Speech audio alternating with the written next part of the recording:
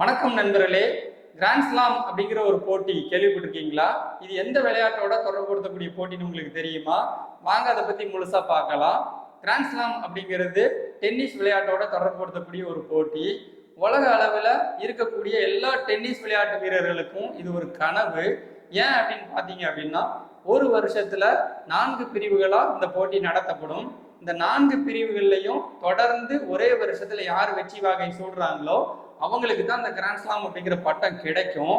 So இந்த விளையாட்டு பார்த்தோம் அப்படின்னா 4 பிரிவுகள்னு ஏற்கனவே சொல்லியிருந்தோம். அது என்ன அப்படின்னா, Australia open, French open, Wimbledon, US open சொல்லி 4 பிரிவுகளாக நடத்துவாங்க.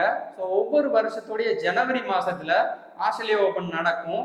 மே ஜூன் மாசத்துல பிரெஞ்சு ஓப்பன் நடக்கும். ஜூன் ஜூலை மாசத்துல விம்பிள்டன் சொல்லக்கூடிய இங்கிலாந்து ஓப்பன் நடக்கும். ஆகஸ்ட் செப்டம்பர் மாசத்துல அமெரிக்க ஓப்பன், யூஎஸ் ஓப்பன் நடக்கும். ஸோ இந்த 4 போட்டியிலையும் தொடர்ந்து ஒரே வருஷத்துல ஒரே கேலண்டர் இயர்ல யார் வின் பண்றாங்களோ அவங்களுக்கு தான் இந்த கிராண்ட்ஸ்லாம் அப்படிங்கிற பட்டம் கொடுப்பாங்க. ஸோ இதுக்கு முன்னாடி இந்த கிராண்ட்ஸ்லாம் பட்டத்தை ஏதாவது டென்னிஸ் விளையாட்டு வீரர் அடிச்சிருக்காங்களா? உங்களுக்கு அதுக்கான ஆன்சர் தெரிஞ்சுன்னா கீழே கமெண்ட் பாக்ஸ்ல மறக்காம கமெண்ட் பண்ணுங்க. ஸோ இப்போ ஜூன் மாசம் அப்படிங்கிறதுனால 2025 பிரெஞ்சு ஓப்பனில் வெற்றி பெற்றவர்கள் யார் அப்படிங்கிறது வரக்கூடிய தேர்வுகளில் கேட்கலாம். ஸோ அதை பார்த்தோம் அப்படின்னா, ஆண்கள் தனிப்பிரிவில் ஸ்பெயின் நாட்டை சேர்ந்த கார்லஸ் அல்கராஸ் அப்படிங்கிறவங்களும், பெண்கள் தனிப்பிரிவில் அமெரிக்காவை சேர்ந்த கோகோ கவுஃப் அப்படிங்கிறவங்களும் வெற்றி வாகை சூடியிருக்காங்க. ஸோ இந்த கார்லோஸ் அல்கராஸ் அப்படிங்கிறவர் 2024 பிரெஞ்சு ஓப்பன் அவர் தான் அடிச்சிருக்காரு. ஸோ இந்த டைமும் அவரே டைட்டில் வின் பண்ணியிருக்காரு. இந்த கோகோ கவுஃப் அப்படிங்கிறவங்க பார்த்தீங்கன்னா அவங்களுடைய ஃபர்ஸ்ட் டைட்டிலே இதுதான். ஸோ இதுதான் இதில் இருக்கக்கூடிய சுவாரஸ்யங்கள்.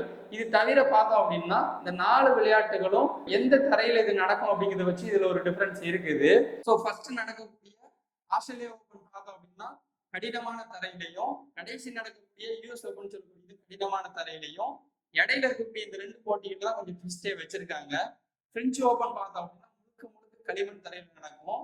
இதுக்கு அடுத்தபடியாக நடக்கக்கூடிய இங்கிலாந்து ஓப்பன் அல்லது விம்பிள்டன் சொல்லக்கூடியது புல் தரையில நடக்கும். ஸோ இதுதான் இதுல முக்கியமான சுவாரஸ்யமான தகவல். தேங்க்யூ.